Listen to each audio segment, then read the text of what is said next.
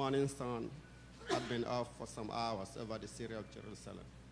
Already pilgrims and visitors were pouring in through the gates round about. Then suddenly, the crowd began to push back as a chorus of praise arose. It was Jesus, riding on a borrowed donkey.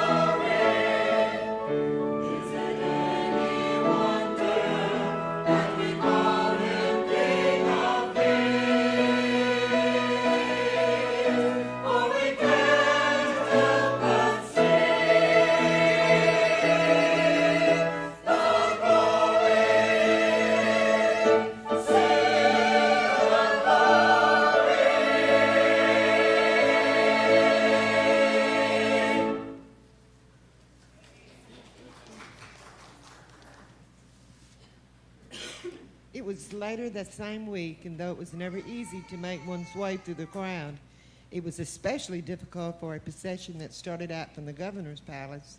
At its head was a Roman centurion, disdainful and aloof. The procession moved at a snail's pace. The soldiers tried to keep step, but it was evident that the centurion's guard did not relish this routine task. Between the two files of soldiers staggered three condemned men, each carrying a heavy bar of wood with its crosspiece on which he was to be executed. The carpenter followed them with his ladder and his nails, and they moved forward out of the courtyard of Pilate's palace and made for one of the gates leading out of the city.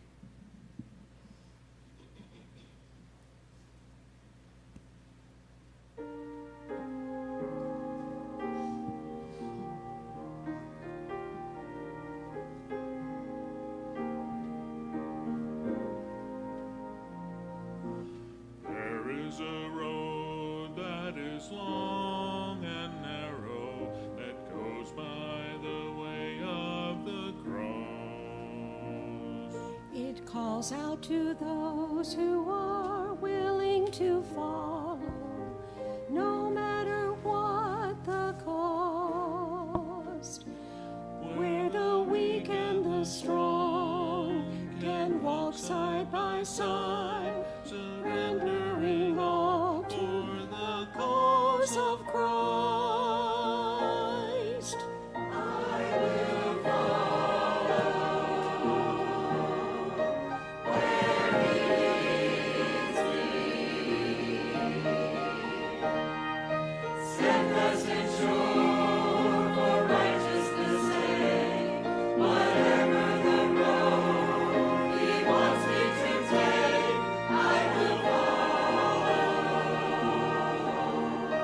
Yeah.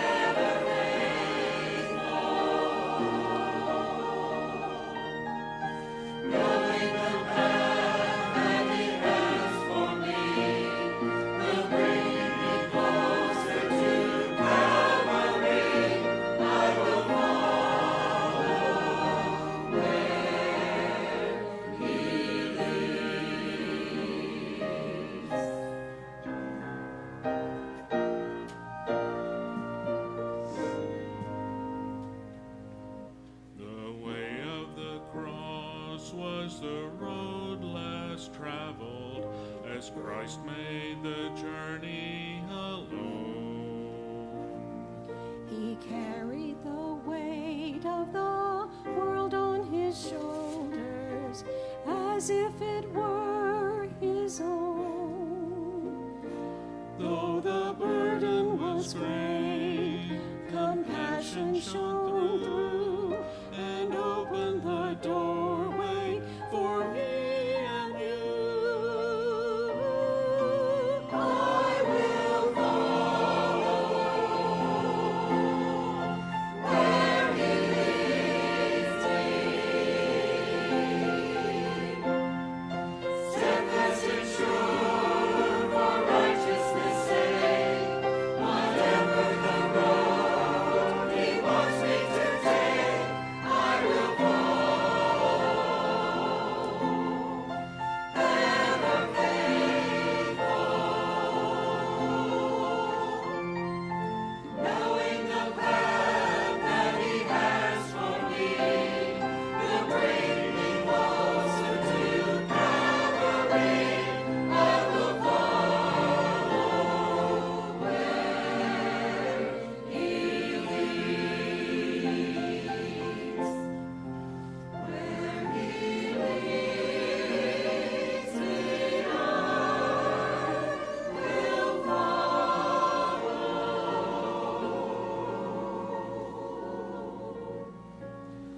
I will follow where he leads.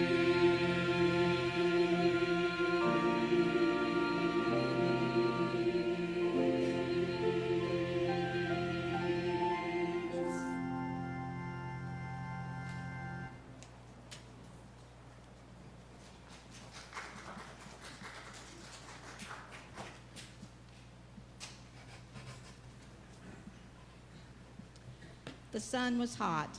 The sweat poured down the face of Jesus, and he swayed now and then underneath the weight of the cross. A group of women went with the procession, their faces half hidden by their veils, but their grief could not be hidden. Some of them were sobbing aloud. Others were praying. Others were moaning in that deep grief that knows not what to say or what to do. Some of them had little children by the hand and kept saying over and over again, "What harm has he done? Why should they put him to death? He healed my child."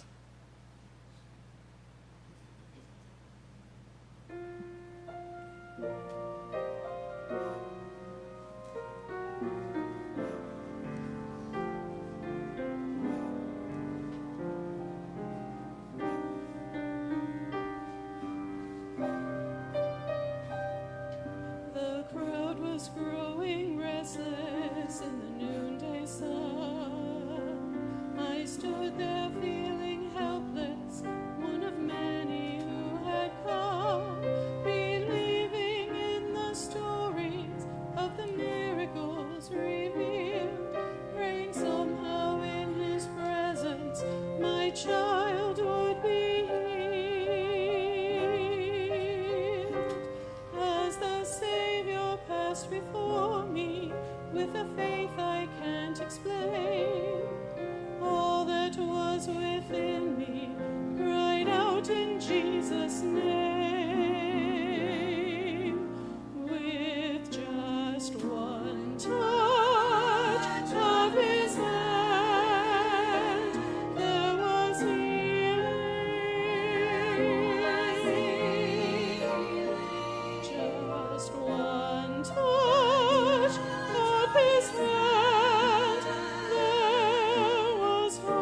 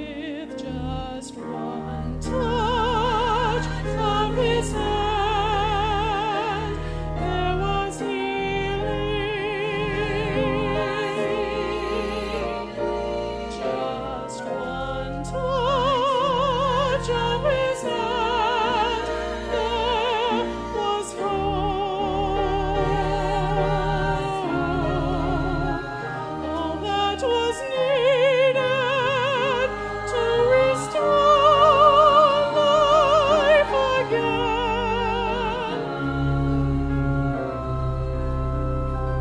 Was just one touch, one gentle touch of his hand.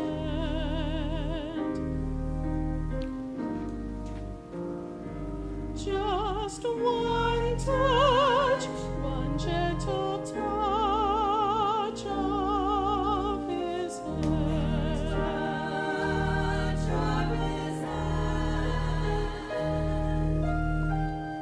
Pretty. That's the best song we do.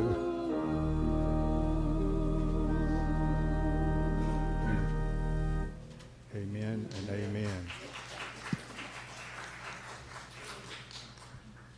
Meanwhile, outside the city gate, Simon of Cyrene had just arrived in Judea and was about to enter the holy city. As he neared the city gate, he began to hear shouting that grew louder and louder. He thought there must have been something strange about it all, but before he could understand it, he was caught up in the procession and swept out through the gate again.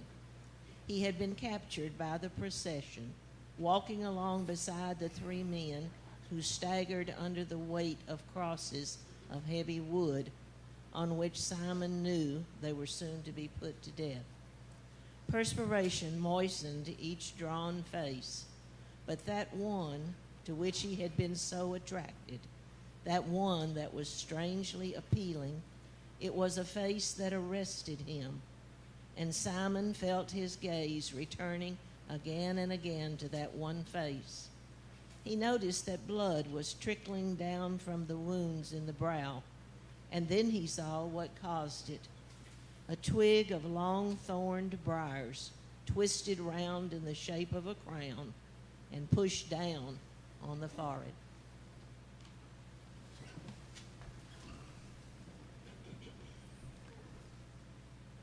But it was his eyes. It was the terrible look in his eyes that fascinated, awed, and frightened Simon. The look that passed between them, Simon never forgot as long as he lived, for no man can look at Jesus and remain the same. Again, just as these two looked at each other, the man with the cross stumbled, and the soldiers, moved more by impatience than by pity, seeing that the Nazarene was almost too exhausted to carry his cross any further, laid down on Simon and forced him to lift it up.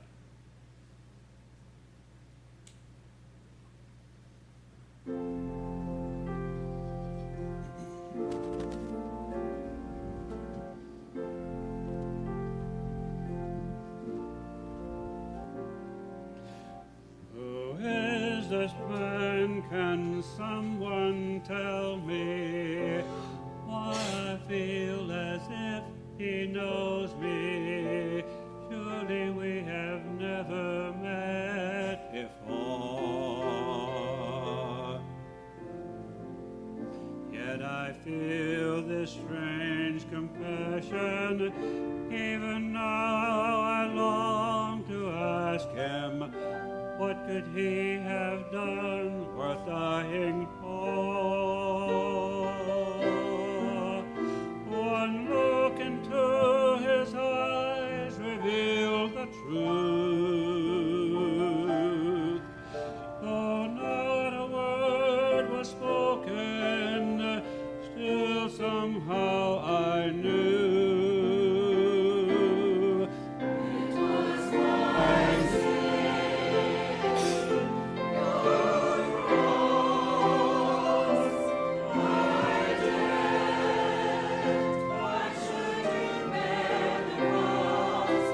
Redemption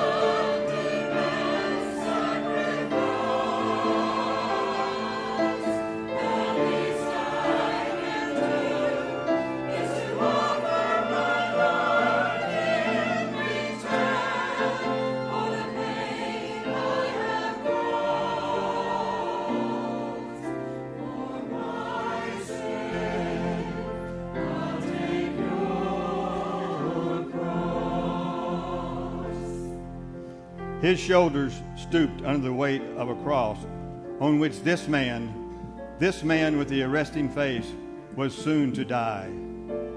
And so they came to Calvary. They called it Golgotha. It must have been your grace that gave me strength enough that I might carry just a portion of the weight you bore. Even though I feel unworthy, just to see the cross before me, how could I not love him even more? And as they drive the nails into your hands, I know I feel their spirit reminding me again.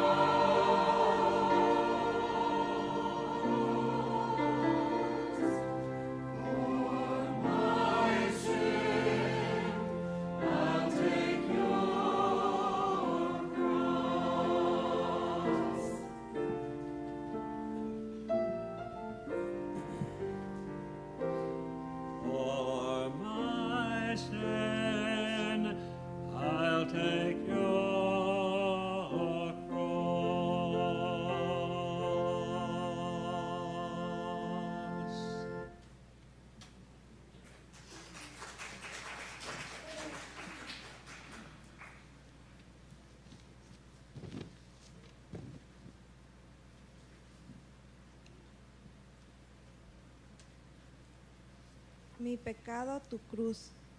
Pedro se paró en el borde de la multitud hasta que las lágrimas calientes llenaron sus ojos y su corazón se rompió en pedazos. Juan se paró junto a María y la apoyó. Las otras mujeres lloraban, pero tan pronto como el nazareno había mantado su púlpito final, tan pronto como la cruz cayó con un golpe en el pozo que habían escarbado, los gritos estallaron de nuevo. Peter stood on the fringe of the crowd until hot tears filled his eyes and his heart broke in pieces. John stood beside Mary and supported her. The other women were weeping, but as soon as the Nazarene had mounted his final pulpit, as soon as the cross had fallen with a thud into the pit they had dug for it, the shouting broke out again.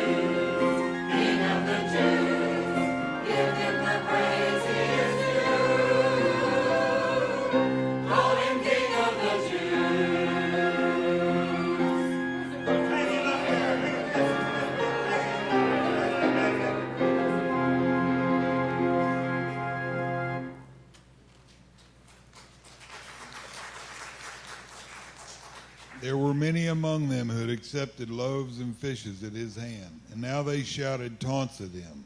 They spat and wounded him with the things he himself had said. He saved others, but he cannot save himself. And they admitted here and now all the miracles he had ever performed.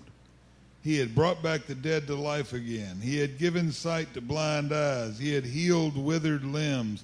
He had caused the cripples to leap and to walk. You who would build the temple in 3 days, Mr. Carpenter, you have nails in your hands, yet you have no hammer. They shouted until they were raw. The noise was so great. But only a few of them standing near the cross heard what he said when his lips moved in prayer. Father, forgive them, for they know not what they do.